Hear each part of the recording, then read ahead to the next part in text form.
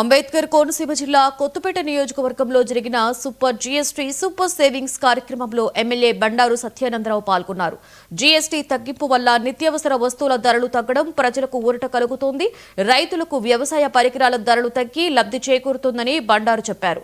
ఈ కార్యక్రమం తర్వాత Ravulapalem Reliance smart point MLA Bandaru Satyananda Rao పరిశీలించారు. పాత రేట్లతో వ్యాపారాలు జరిపితే కఠిన చర్యలు తీసుకుంటామని ఎమ్మెల్యే తెలిపారు.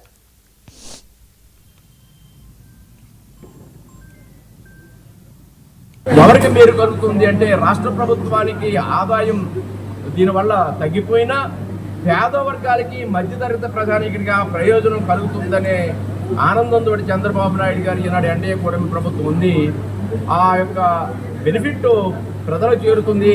మనకి రాష్ట్ర ప్రభుత్వానికి వచ్చే ఆదాయం తగ్గిన అనే ఆలోచనతో ఇంకా తద్వారా ఏదైతే ఈనాడు జీఎస్టీ తగ్గించడం ద్వారా కొనుగోలు శక్తి పెరిగి ధరలు తగ్గడం వల్ల వస్తువులు వాడకం పెరగడం వల్ల ఒక వస్తువు కొనేవారు మళ్ళీ ఇప్పుడు వస్తువులు కొన్నవారు కూడా కొత్తగా ఈనాడు వస్తువులు కొనుగోలు చేయటమో, లేదా సిమెంట్ ధరలు కూడా ఈనాడు 28% 18% తగ్గి దాని మళ్ళీ నిర్మాణ రంగం ఊపందుకోవడం, ఇవన్నీ పోలి చూసుకుంటే ఉత్పత్తి పెరుగుతుంది, వినియోగం పెరుగుతుంది, ఉద్యోగోపాధి అవకాశాలు పెరుగుతాయి, తద్వారా ఆదాయం పెరుగుతుంది, ప్రజలందరికీ కూడా మేలు కలుగుతుందన్న ఆలోచనతో ఈ నిర్ణయాన్ని తీసుకోవడం జరిగింది. ఇది గొప్ప సాహసోపేతమైన నిర్ణయం.